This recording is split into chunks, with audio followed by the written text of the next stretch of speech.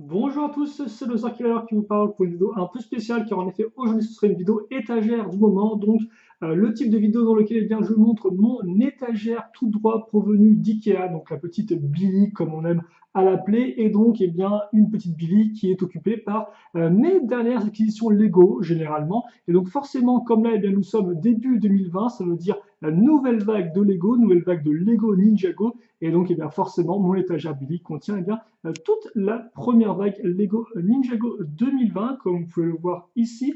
Et donc, on va la voir rapidement. Donc, voilà, je vais vous montrer un peu ce qu'elle contient. Et puis, ce sera une petite vidéo comme ça. Voilà, pas trop prise de tête. Et c'est aussi qui fait un peu office, entre guillemets, de prologue à la vraie vidéo collection qui, elle, arrivera un peu plus tard, donc dans quelques semaines sûrement.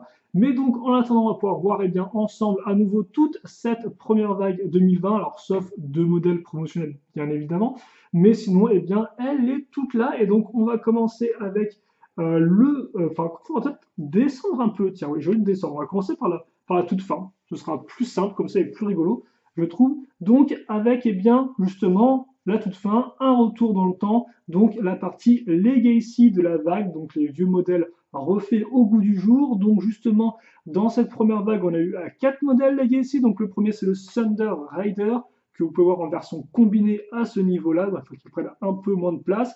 Et donc là encore, j'ai remonté les modèles originaux de mon côté afin de les mettre en vis-à-vis et aussi pour les vidéos comparaisons qui arriveront par la suite. Donc là, voilà, le Thunder Raider, l'original sorti en 2014 et sa version remaniée, un peu plus grosse forcément. Ici, en 2015, donc une année plus tard, c'est le Jungle Raider avec sa version remasterisée et un peu plus petite que vous pouvez voir. Donc ça vous permettra, excusez-moi, déjà de voir les petites différences qu'il y a entre les modèles, entre leur version originelle et leur version un peu plus récente. Ici, c'est du 2013, donc encore une autre année avec le Golden Mech, donc qui est honnêtement plutôt cool. Et c'est vrai que là, ça permet vraiment de voir à quoi ressemble l'original, parce que des fois, on a un peu des souvenirs qui sont un peu erronés, un peu faux, qui ont un peu embelli la réalité. Et quand on le reconstruit, on se dit vraiment, ah ok, d'accord, on peut vraiment voir la comparaison et voir vraiment les évolutions. Ici, nous avons donc ensuite le méca de feu de Kai, donc un modèle 4+. Alors effectivement, dans le cas de figure présent, je n'ai pas la version originale. Et donc à côté, vous avez le Turbo Shredder qui lui aussi est sorti en 2011, tout comme la version originale du Dragon de feu de Kai. Donc je me suis dit que ça collait plutôt bien ensemble.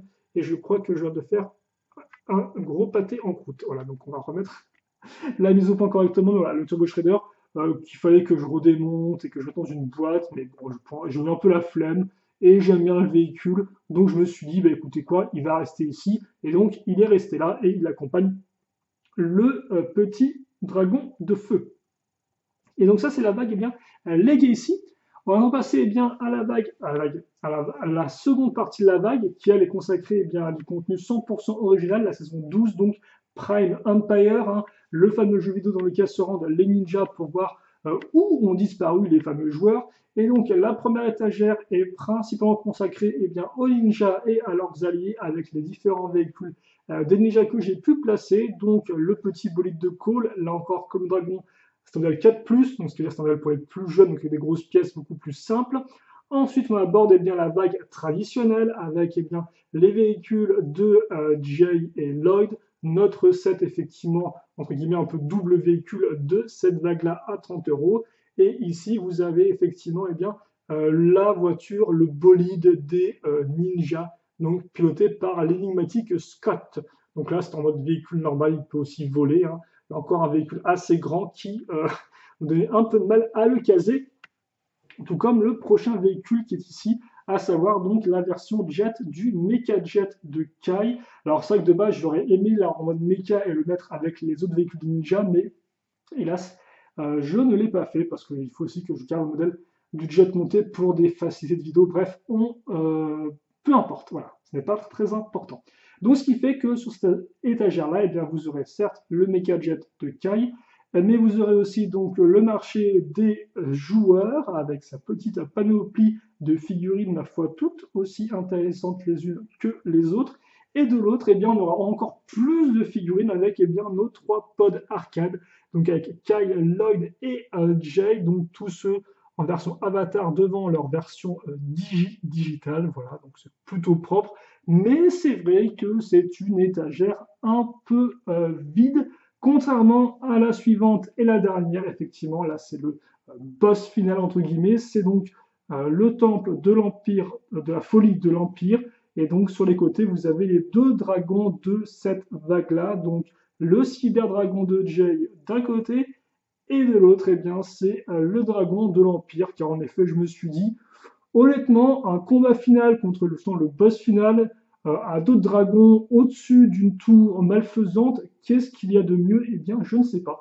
Et donc, je trouvais que les deux convenaient plutôt bien, enfin, les trois modèles convenaient plutôt bien ensemble, même si là encore, je ne sais pas si dans la saison 12 en elle-même, le combat final se passera comme ça ou pas du tout.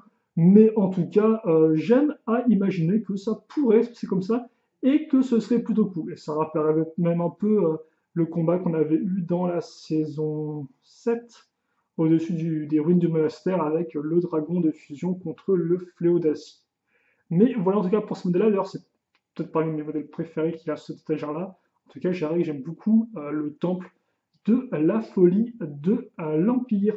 Et donc voilà pour cette petite étagère, je n'ai rien de plus vraiment à rajouter là-dessus. Là encore, je donnerai un avis un peu plus spécifique dans les différentes vidéos présentations de ces modèles-là, ainsi que par la suite dans la vidéo bilan que je ferai, où on verra tous les modèles bien, un peu mis en scène.